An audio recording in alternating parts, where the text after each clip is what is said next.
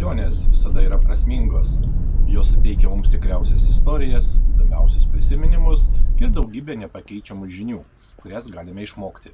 Tai moko mus apie mus pačius ir vieni kitus, praplečia mūsų akiratį. Tad keliaukime ir pažinkime. Šiandien yra rugpjūčio 15 diena ir mes keliaujame toliau aplink Lietuvą. Ir kaip tik šiuo metu esame Kalvarijos pietvakarinėje miesto dalyje, Karališkajame parke, kuris yra puiki poilsio ir rekreacijos zona. Parkas susiformavo XIX amžiaus pabaigoje, na ir čia taip pat stovi paminklas Lietuviai motinai, tai yra vienintelis toks visoje Lietuvoje. Tai va, šiandien yra rugpjūčio 15 dienos rytas, iš tikrųjų puikiai diena, žolinės ir mes vėl keliaujame ir esame Kalvarijoje. Tai yra miestas pietvakarių Lietuvoje, apie 18 km nuo Marijampolės. Na ir yra tikrai puikus miestas. Praėjusios kelionės metu taip pat kelionę baigėme čia, nespėjame ilgesnių numatytų maršrutų, todėl šiandien vėlgi pradedame kelionę šiame mieste. Na ir dar šiek tiek apsilankysime, apžiūrėsime taip pat šį puikų parką, kuriame šiuo metu esame ir keliausime jau toliau, vyksime iki Vištyčio, na, planuojame pasiekti Kybartus, o galbūt ir Kudirkos naumiestį.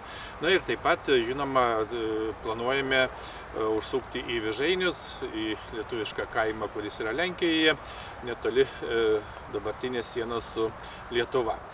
Na, vėlgi diena yra puiki, saulėta, na ir kaip visada tikimės kelionė bus turininga ir įdomi.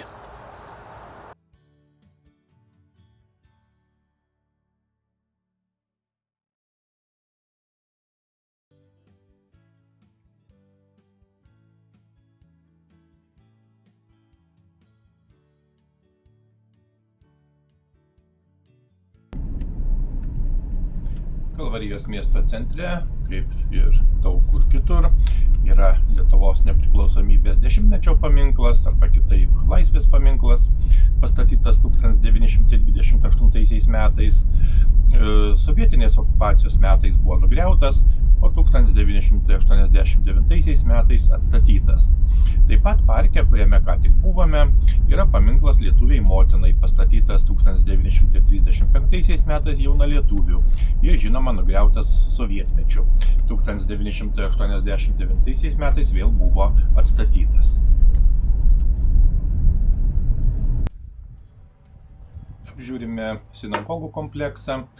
Kalvarijoje žydai įsikūrė 18 amžiuje. 1713 metais karalius Augustas II Kalvarijos žydų kahalui suteikė privilegiją, kurią žydai gavo tokias pat teisės kaip ir kitose LDK miestuose, tarp jų teisę pastatyti sinagogą. Na ir pirmoji medinė sinagoga buvo pastatyta 18 amžiuje, mūrinė arba vasarinė sinagoga statyta 1795 metais, na, o 1803 metais buvo pastatyta žeminė sinagoga. 19 amžiuje Talmudo mokykla.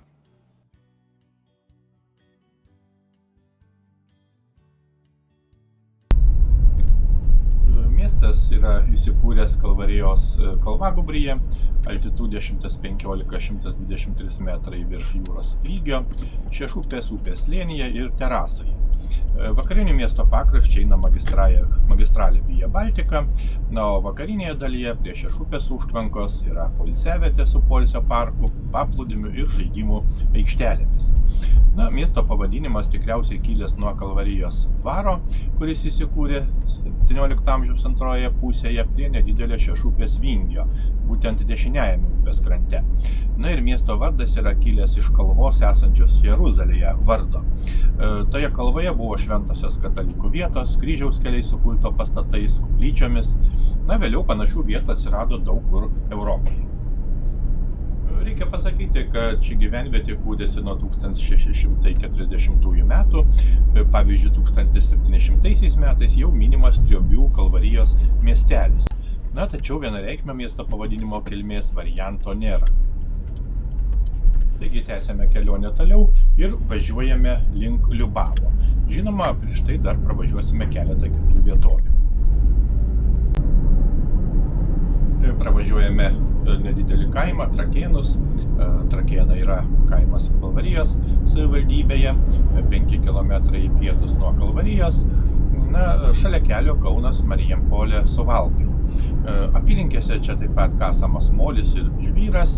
Ir prie kaimo yra Trakėnų telmologinis draustinis. Jame saugomos į Lietuvos raudonąją knygą įrašytos augalų rūšys.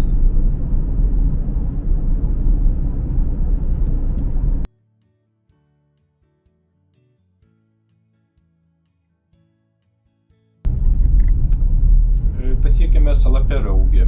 Salaperaugis tai kaimas Kalvarijos savivaldybėje, 13 km pietvakaris nuo Kalvarijos, netoli Lenkijos sienos. Senieji kaimo gyventojai dvejopai aiškina kilmę, pavadinimo kilmę. Vieni teigia, kad senais laikais čia buvo vienas didžiulis ežeras, tačiau jo viduryje iškilusi sala ir peraugusi taip, kad ežerus padalijo pusiau, o per salą žmonės padarė kelią. Todėl čia susiduria du žodžiai – sala ir peraugo. Nors Lietuvos reljefas gana lygus, tačiau čia yra kitaip. Pietų Lietuvos reljefas buvo suformuotas prieš paskutinėje ledyno dangos ir paskutinėje ledyno, todėl paviršiaus denudacijos sąlygos čia buvo nevienodos. Matome, kad šių vietovų reljefas yra kitoks. Galima sakyti, kad Pietų Lietuvos regionas pasižymi gana didelę reljefo įvairovę, amžiaus kilmės ir sandaros požiūrių. Važiuojame į Liubavą. Liubavas nedidelis kaimas Kalvarijos savivaldybėje, 14 km į pietvakaris nuo Kalvarijos ir 2 km nuo sienos su Lenkija. Kaimas yra radialinio plano ir jau kaip minėjome įsikūręs pasienyje su Lenkija. Už kelių kilometrų į pietryčius teka Šešupės upė. Apylinkės yra kalvotos. Keletas istorinių faktų. Kaimas įkurtas 18 amžiaus pradžioje, priklausė Lietuvos didžiosios kunigaikštystės valdų Kadariškių seniūnijai. Apie 1717 metus pastatyta koplyčia, o 1744 metais buvo suteikta savaitinio turgaus ir 4 prekymečių privilegija. 1770 metais pastatyta Liubavo bažnyčia ir įkurta parapija.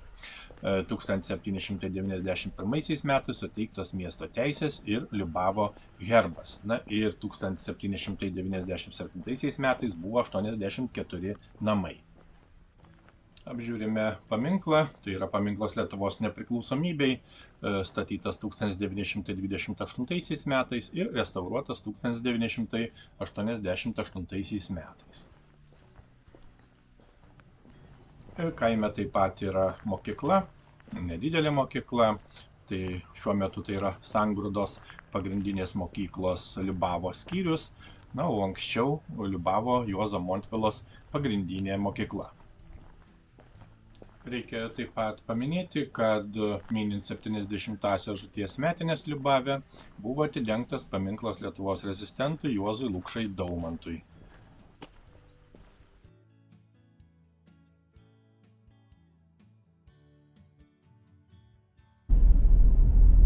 Važiuojame apžiūrėti bažnyčias.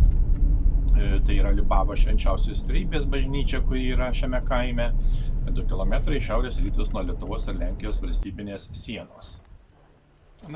Įdomus faktas, kad Liubave kunigavęs kunigas Juozas Montvila 1912 metais žuvo Titaniko laivo katastrofoje.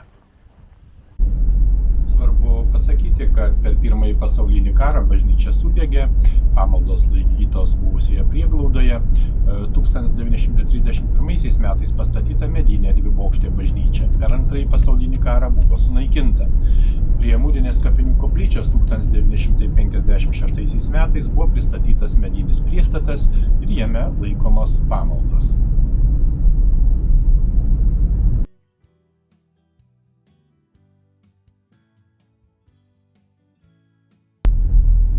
Važiuojame kitą mažą kaimą. kaimą, tai yra Aistiškiai, kaimas Kalvarijos savivaldybės vakaruose, 7 km vakarus nuo Akmenynų ir 9 km pietus nuo Bartninkų prie Aistos upelio. Na, o po to tenka brautis itin siauru miško keliuku. Tikrai įdomi, puikiai patirtis.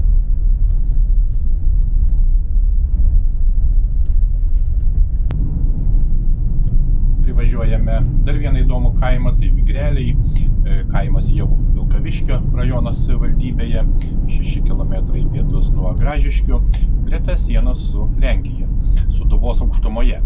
Na, įdomu, kad aplink kaimą yra net 4 ežerai. Pasukome į kairę ir važiuojame į Vižainius. Už kelių kilometrų jau yra siena su Lenkija. Pasiekėme kaimą Vižainis arba Vižainiai, kaimas šiaurės rytų Lenkijoje, Suvalkų apskrityje, pasienyje su Lietuva. Kaimas yra apie 35 km į šiaurę nuo Suvalkų ir 143 km į šiaurę nuo Vaivadijos centro Balstogės. Kaimo apylinkėse dar 6–11 amžiais gyveno jotvingiai. Nuo 13–14 amžiaus iki pat 1795 metų kaimas priklausė Lietuvos didžiajai kunigaikštystei. 14 amžiuje prie kelio iš Vilkaviškio į Seinus stovėjo smuklė, kurią 1409 metais apylinkėje sumedžiojęs Taurą Lietuvos didysis kunigaikštis ir Lenkijos karalius Jogaila pavadino Stumbrine. Vėliau greta įsikūrė kaimas ir dėl vėžių gausybės buvo pramintas Vežainėmis. Pirmą kartą šis pavadinimas užfiksuotas 1549 metais.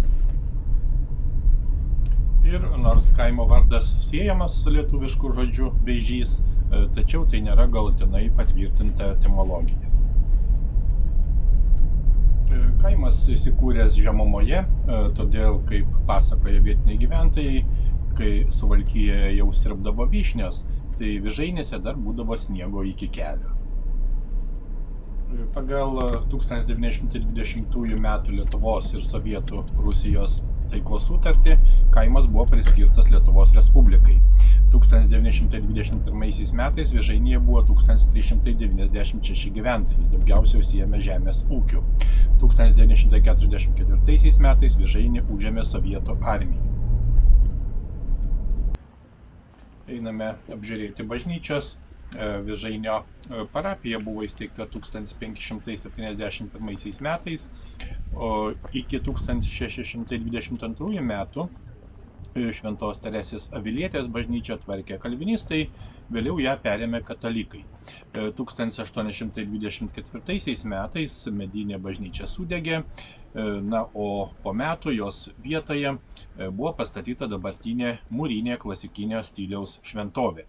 Bažnyčia turi graikų kryžiaus planą, teritoriją supa tvara su vartais, ir šalia yra 1862 metais pastatyta medinė varpinė. Vidaus interjeras senovinis su vėlyvo baroko altoriumi. Altorijoje yra rožinio Dievo motinos paveikslas, o jo viršutinėje dalyje bažnyčios globėjos Šventosios Teresės Avilietės paveikslas. Vertingas apstatinio elementas yra 19 amžiaus paveikslas, kuris vaizduoja nukryžiuotą Kristų.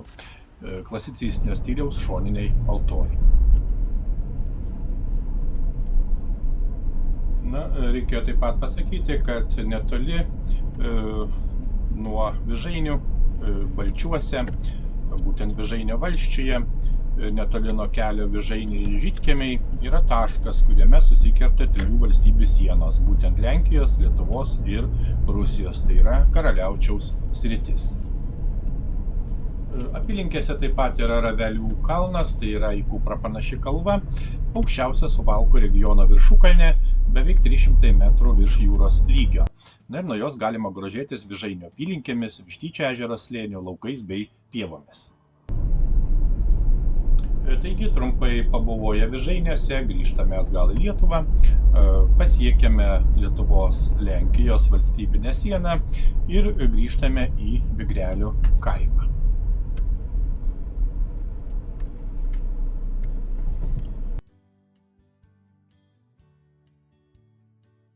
Rytinėme kaimo pakraštyje yra ežeras Vygris, vakarinėme Beržynės ir Armudiškių ežeras, o pietvakarinėje dalyje Talaikė.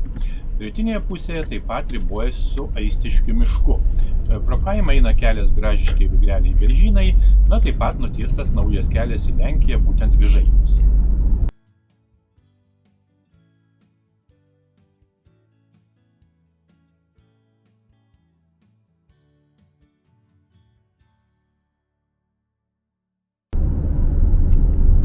Ir netrukus mūsų maršrutas pasiekia kitą tašką, būtent įvažiuojame į Gražiškius.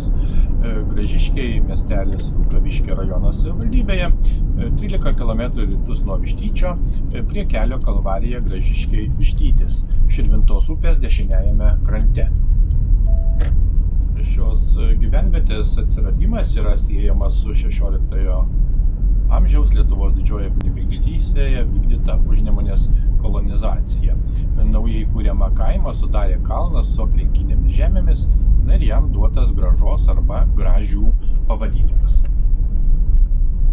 1877–81 metais gyvenvietėje buvo pastatyta dabartinė mūrinė Gražiškių bažnyčia, o Gražiškių gyventojai aktyviai dalyvavo 1905–1907 metų revoliucinėse įvykiuose. Ir pavyzdžiui, 1918 metais masinė kolektyvinė peticija parėmė Lietuvos valstybės tarybos veiklą. Ir 1935 metais Gražiškių gyventojai dalyvavo Suvalkijos valstiečių streike. Einame apžiūrėti bažnyčias. Gražiškių Šventojo Arkangelo Mykolo bažnyčia, kuri yra šiame miestelyje, būtent prie Vištyčio Kalvarijos kelio. Kaip jau minėjome, 1877–81 metais buvo pastatyta dabartinė mūrinė bažnyčia, kurią matome, ir ją 1886 metais konsekravo vyskupas Juozapas Olekas. Bažnyčia stačiakampio plano su vienu bokštu, ir su pristatyta žema krikštykla ir zakristija.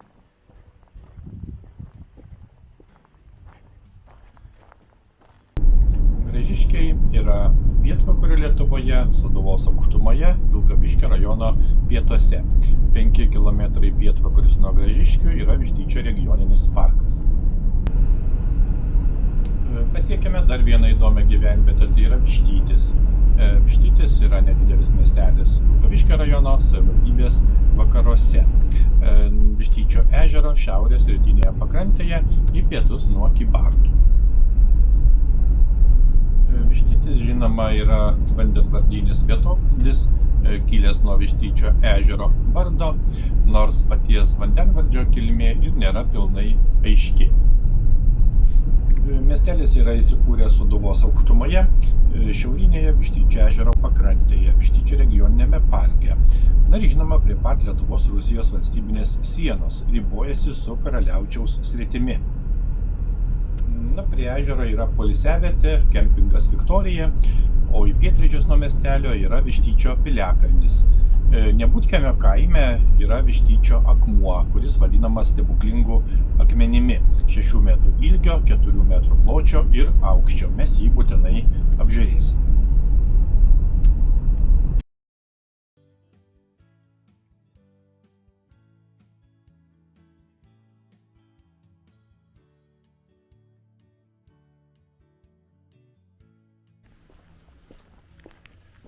Tradiciškai pirmiausia apžiūrime bažnyčią, būtent čia yra Vištyčio švenčiausiosios trejybės bažnyčia, yra šiame nedideliame miestelyje, Vištyčio ežero šiaurinėme krante. Bažnyčia, kaip matome, turi klasicizmo bruožų.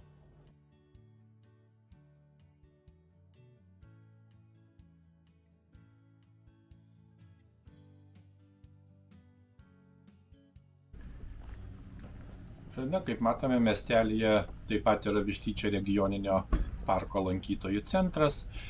Ir akivaizdu, kad kalvos ne tik už lango, bet ir lankytojų centro ekspozicijose. Suprasime, kad Suvalkija yra ne tik lygumos. Visur jos lydės ir cypsės mažas vištytis, nes suvalkiečių tarme bet koks paukščiukas vadinamas vištyčiu.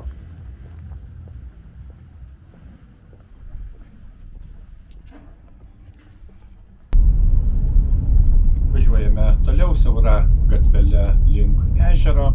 Na ir kaip matome, čia namai yra prie pat ežero. Reikia pasakyti, kad čia taip pat yra Šilelio pažintinis takas.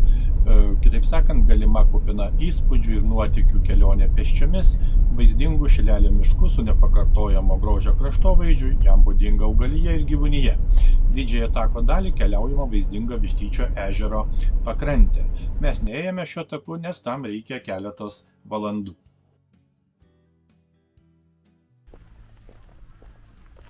Keletas žodžių apie ežerą. Būtent Vištyčio ežeras yra Lietuvoje, Vilkaviškio rajone ir Rusijoje, Karaliaučiaus srityje.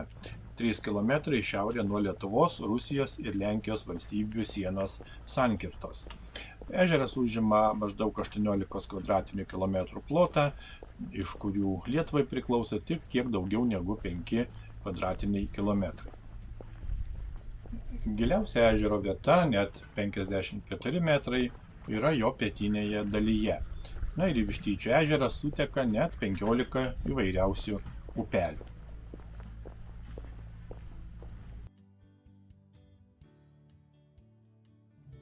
Važiuojame toliau link sienos. Na, reikia pasakyti, kad Lietuvą nuo Karaliaučiaus srities skiria Vištyčio ežeras. Būtent valstybinė siena šiame regione yra viena seniausių Europoje. Ji nustatyta Melno sutartimi 1422 metais ir išliko toje pat vietoje iki mūsų laikų. Sienos geografinė linija per 600 metų beveik nepasikeitė, keitėsi tik valstybių pavadinimai. Apžiūrime ir Vištyčio evangelikų liuteronų bažnyčią, kas yra būdinga šitam regionui. 1844 metais buvo pastatyta akmeninė bažnyčia, akmenys buvo sumūryti su kalkių skiediniu, o stogas uždengtas čerpėmis. 1993 metais buvo atkurta parapija.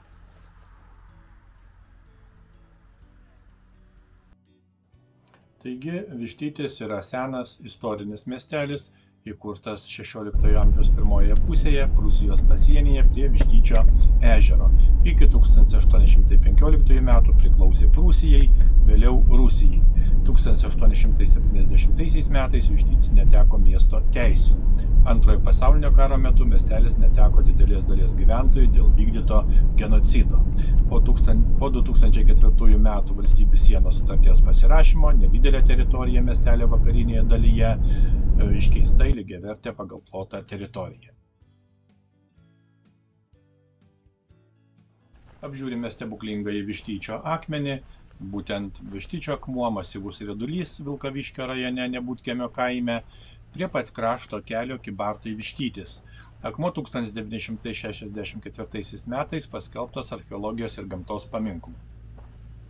Taigi atvažiavome nuo Kalvarijos ir aplankėme Vižainius Lenkijoje lietuvišką kaimą ir apžiūrėjome Vištytį ir šiuo metu važiuojame į Kybartus ir kaip tik matome, yra puikus Vištyčio akmuo ir teko net užkopti ant šito akmens, tikrai labai šaunu.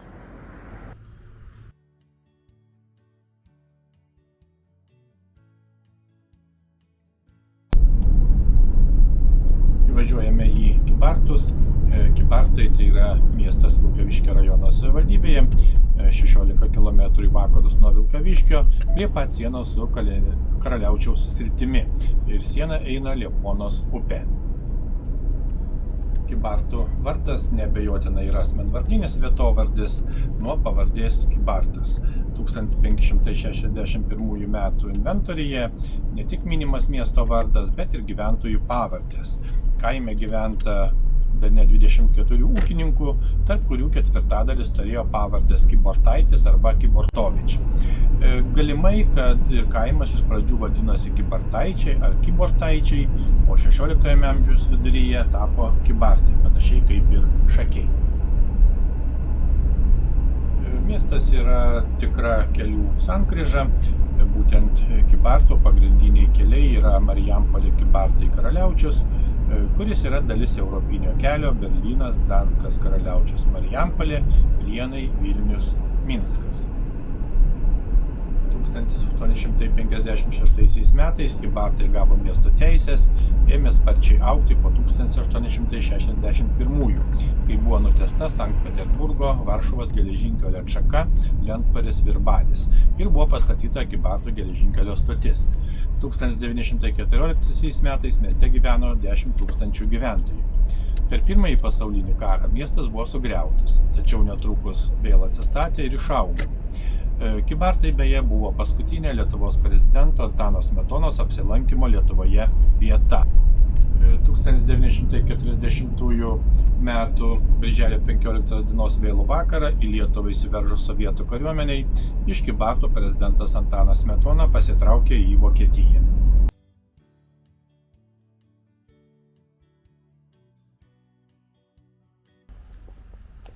Apžiūrime Kybartų Šventojo Aleksandro Neviškio cerkvę. Cerkvė priklauso Kybartų Šventojo Aleksandro Neviškio parapijai. 2009 metais buvo įrašyta kultūros vertybių registrą. Cerkvė buvo pastatyta 1870 metais būtent geležinkeliečiams. Lėšas ir žemę skyrė caro valdžia. Pirmojo pasaulinio karo metu vokiečiai cerkvę buvo pavertę sandėliu.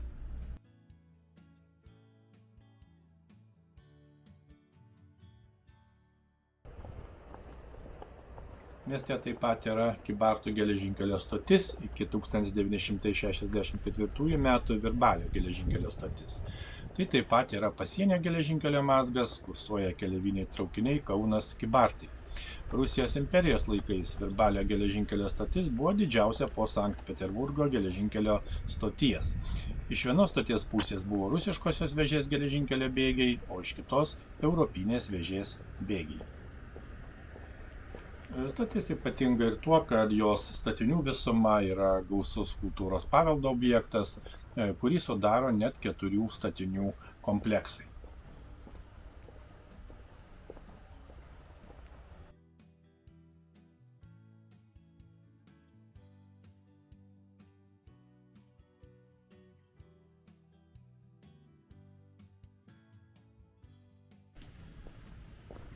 Žinome, taip pat apžiūrime ir Kybartų Eucharistinio išganytojo bažnyčią, kuri yra šiame mieste. Bažnyčia yra neorenesansinė, stačiakampio plano, vienabokštė, vidus yra 3 navų, skliautuotas.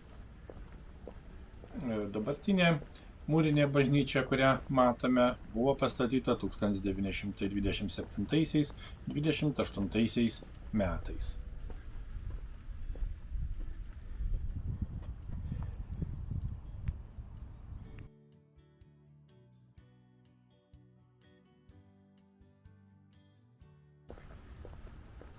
Einame toliau ir apžiūrime miesto centre esantį paminklą.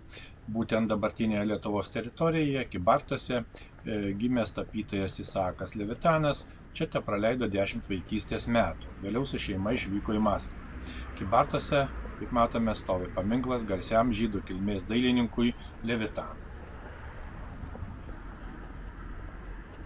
Istorijos šaltiniai byloja, kad Kybartų kaimą įkūrė karalienė Bona Sforza, minimas nuo 1561 metų. 1598 metais dalis kaimo buvo užrašyta Virbalio bažnyčiai. Kybartai pradėjo sparčiai plėstis 1861 metais, nutiesus Kauno Virbalio geležinkelį ir ties Kybartais pastačius geležinkelio stotį. Veikė ligoninė, vaistinė, būdavo dideli turgus. Na, o lietuvių spaudos draudimo metais per Kybartus buvo gabenama spauda iš Prūsijos. Mieste kaip tik yra pastatytas paminklas Kybartų krašto knygnešiams. Kybartai nukentėjo per Antrąjį pasaulinį karą 1941 metų vasarą, nacių Vokietijos okupacinės valdžios nurodymu. Dauguma Kybartų žydų vyrų sušaudyti Kybartų kaime, o dauguma moterų buvo sušaudytos rudenį prie Virbalio. Taip pat apžiūrime paminklą Kybartuose Lietuvos katalikų bažnyčios kronikos 50-mečio atminimui.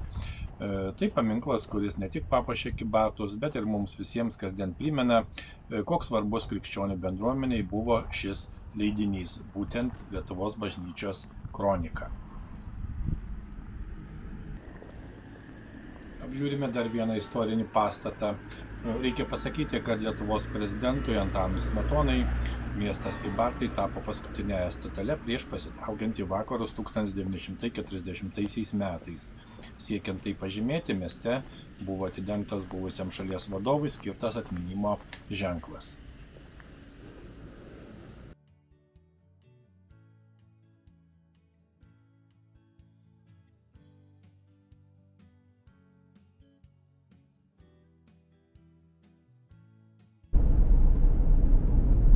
Nors ir apžiūrėjome ir pamatėme tikrai daug, tačiau dar daugiau liko nepamatyta. Galbūt kitą kartą. Tęsėme kelionę toliau.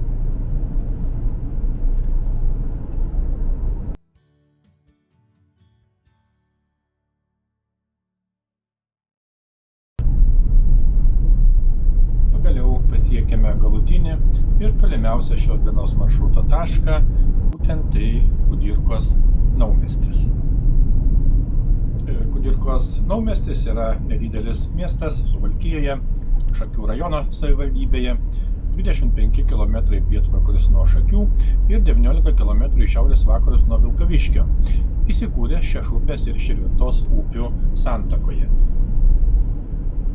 Miesto centrinėje aikštėje būtent yra pastatytas paminklas rašytojui, tautinio atgimimo skleidėjui Vincui Kudirkai, o aplinkui aikštė yra parkas. Miesto vardo istorija įdomi tuo, kad beveik visą laiką tai buvo asmenvardinis vietovardis, kuris daug kartų keitėsi. Pirmasis kaimo vardas buvo Duliebaičiai arba Duoliebaičiai. Vėliau 1639 metais karaliaus Vladislavo IV žmona Cecilija savo vyro garbei pavadino Vladislavovu. Tačiau šitas pavadinimas neprigijo ir liaudyje žmonės vadino naumiesčiu arba naujamiesčiu. 1934 metais miestui suteiktas dabartinis vardas, būtent Kudirkos naumiestis, rašytojo ir Lietuvos himno autoriaus Kudirkos garbei.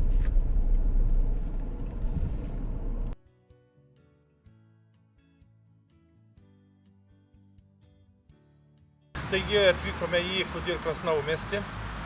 Tai yra nedidelis miestelis visai pasienyje su dėja Rusija.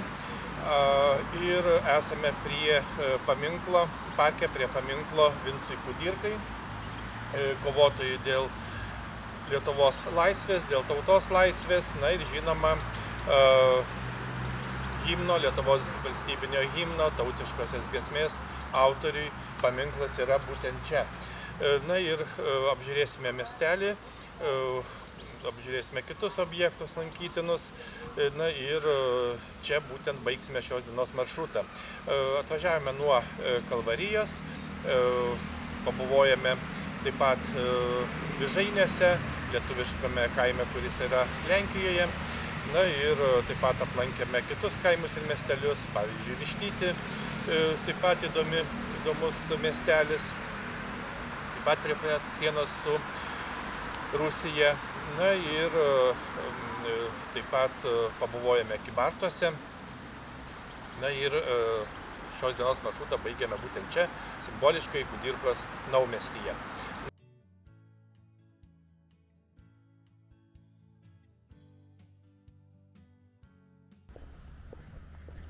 Apžiūrime parką, būtent miestelio centre yra nedidelis, tačiau gražiai sutvarkytas ir prižiūrimas parkas.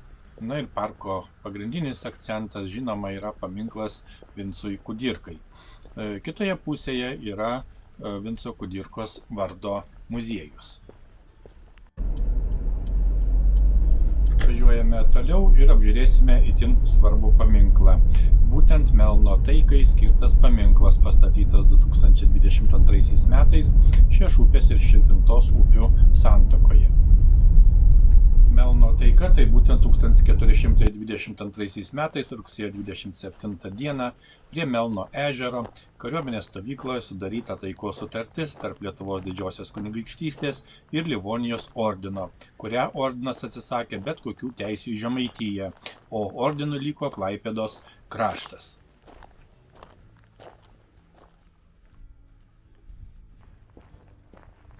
Tradiciškai būtinai apsilankome ir įspūdingoje bažnyčioje.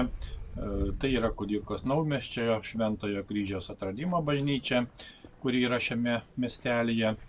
Tinkuoto mūro pastatas, vėlyvojo baroko stiliaus, turi aiškių klasicizmo elementų. Dabartinį barokinį bažnyčios pastatą 1781–83 metais pastatė vienuoliai karmelitai. Į šį kraštą atvykę daugiau negu prieš 100 metų. Tuo metu šie maldos namai neturėjo jokių bokštų, jie buvo statomi dar gana ilgą laiką. Kaip matome, bažnyčios siluete vyrauja dvigubi 4 pakopų bokštai, kurie fasado plokštumos atžvilgiu šiek tiek yra atitraukti, kaip ir būdinga vėlyvojo baroko bažnyčioms. Dabartinės bažnyčios erdvė gana nuosaiki, turtinga puošyba pasižymi tik XIX amžiuje pastatyti neobarokinio stiliaus altoriai kartu su sakykla. Vėliau pastatyti ir bažnyčios architektūrą atitinkantis pagrindiniai šventoriaus vartai.